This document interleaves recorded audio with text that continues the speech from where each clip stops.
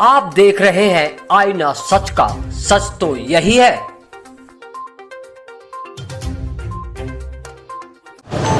One दिवस के अवसर पे आयोजित इस कार्यक्रम में मेरे साथ उपस्थित अपर मुख्य सचिव वन मनोज सिंह जी, प्रमुख सचिव पर्यटन एवं संस्कृति मुकेश मेश्राम जी, यहाँ के मंडलायुक्त Amit Gupta ji, additional principal chief conservator of forest eco tourism Shri Chaudhary ji, मंच पर मौजूद अन्य हमारे गणमान्य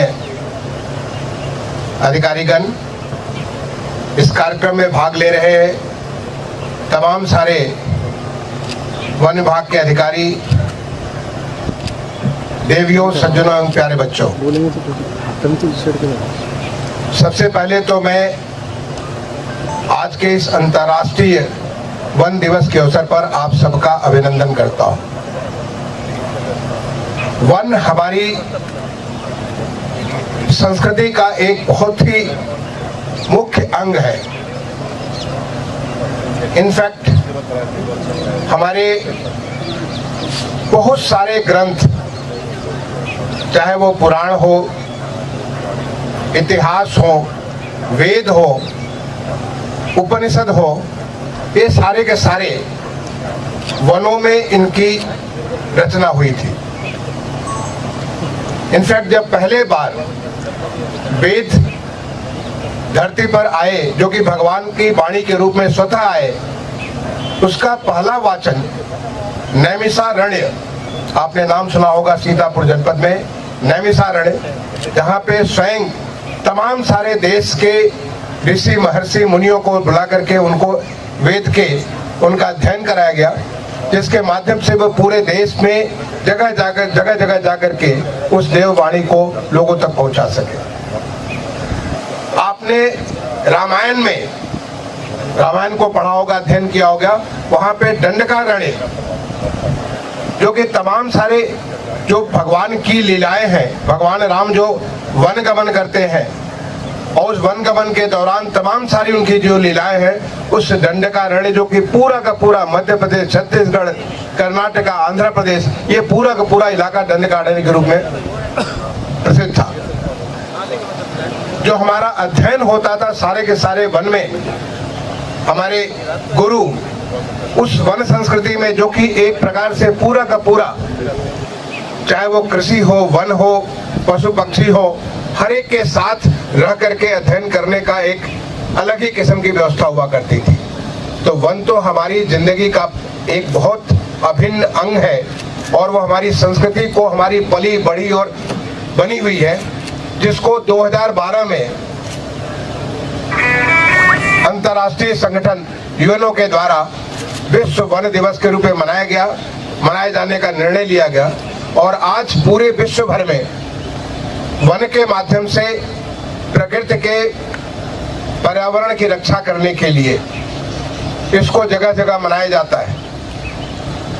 इनफैक्ट वन में जो आपने अभी यहाँ पे वृक्षों को, जो ये एक मियावाकी फॉरेस्ट के साथ 3 वृक्ष, पीपल, पाकड़ और वट वृक्ष, इन तीनों का एक त्रयी यहाँ पे जो पौधारोपण किया, मुझे सौभाग्य प्राप्त हुआ उसको पौधारोपण करने का।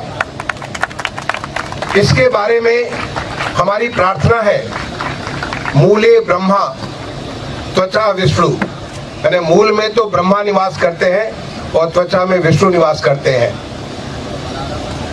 शाखे शाखे महेश्वर, उसके हर शाखा में भगवान शिव, जैसे भगवान शिव की लटाएं होती है, वैसे शाखे शाखे महेश्वर। पत्रे पत्रे तु देवानाम, उसके पत्ते पत्ते में सारी देवी देवताएं वास करते हैं। नमस्ते तुभ्य वनराज, मैं अंतिम सब भूल रहा हूं, है, क्योंकि ये इसका मतलब हुआ कि वहां पे जो हमारा पीपल का वृक्ष है, उस पीपल के वृक्ष में मूल में तो ब्रह्मा, उसके त्वचा में विष्णु, शाखाओं में भगवान महेश्वर और पत्ते पत्ते में देवी देवता होते हुए ऐसे महान वृक्ष को मैं प्रणाम करता हूं। ये हमारी प्रार्थना होती है, ये हमारी वन संस्कृति थी। और इसीलिए आज अगर वन को बचाना है तो हमारे संस्कृति को बचाने के लिए वन को बचाने की भी आवश्यकता है। मुझे खुशी हो रही है आज यहाँ पे आकर के, वैसे जैसे कि अगर एक बच्चा एक पिता अपने बच्चे को देखता है बहुत आगे बढ़ते हुए, एक गुरु अपने शिष्य को देखता हुआ आगे बढ़ते हुए अगर देखता है, उससे मन से इतनी खुशी होती है जिसका बयान नहीं कर सकते।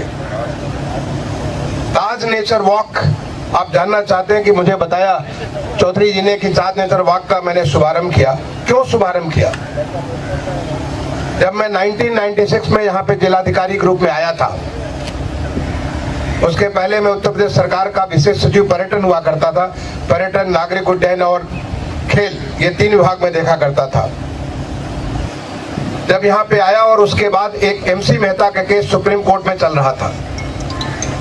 उस MC मेहता केस में हर 3 महीने में एक सुप्रीम कोर्ट की पूरी टीम आया करती थी। मैं नवंबर 1996 में आया, मुझे ख्याल है जनवरी में यहाँ पे सुप्रीम कोर्ट की टीम आने वाली थी और लोगों ने मुझे डराया धमकाया कि भाई कलेक्टर साहब आपको जाके पहले देखना पड़ेगा, अगर कोई पेड़ मर गया हो तो उसके लिए आपको जिम्मेदारी लेनी पड़ेगी, सुप्रीम कोर्ट से आपको डांट पड़ेगी और वैसे वैसे बहुत सारी बातें।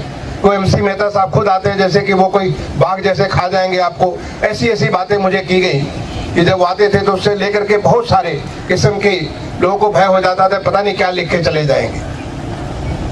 तो चूंकि मुझे इस प्रकार का एक पीछे से बताया गया तो मैं आया, इसको पूरे के पूरे जो यहाँ पे प्लांटेशन हो रहे थे बीहड़ों में, आपको मालूम है जमुना के बीहड़, जमुना नदी एक सीधे धारा में नहीं बल्कि अपने रास्ते को बदलते हुए जाती है और जगह जगह बीहड़ बनाते हुए जाती है।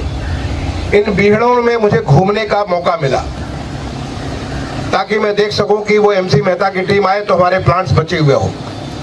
लेकिन मुझे एक नई चीज दिखी, मेरे साथ जो हमारे वन विभाग के भी अधिकारी थे, मुझे ख्याल है और भी तमाम सारे अधिकारी थे, तो बाकी लोग तो केवल पेड़ देख रहे थे, मैं यहाँ पे कुछ एक नई चीज देख रहा था और एक नई चीज का सृजन हो रहा था।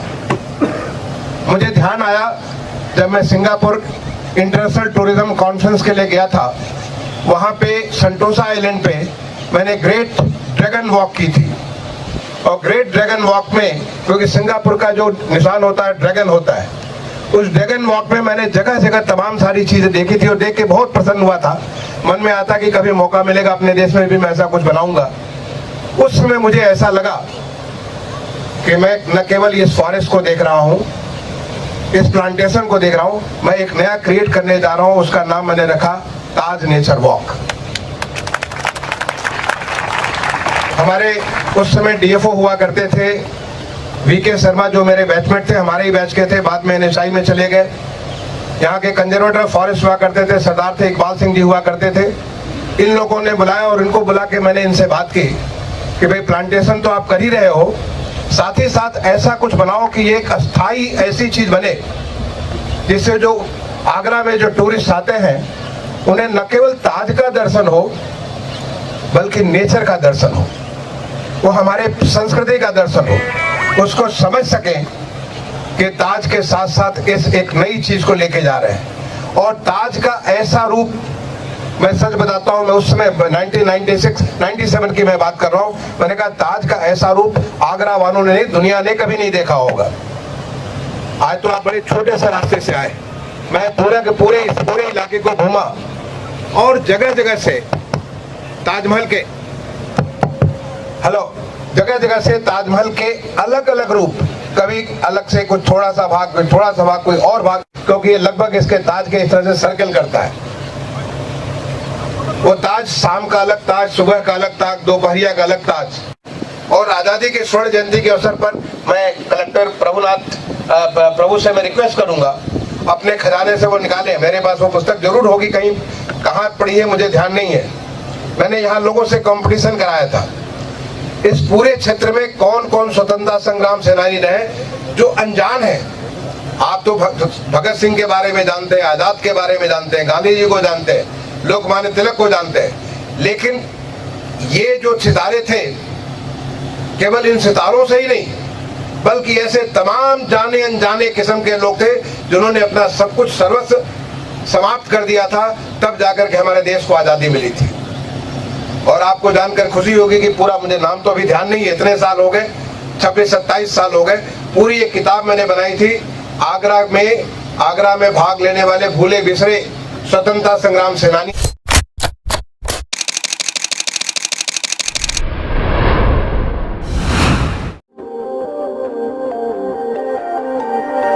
दोस्तों, अगर आपको हमारा ये वीडियो पसंद आया हो तो इस वीडियो को लाइक करें और हाँ, चैनल को सब्सक्राइब करना ना भूलें।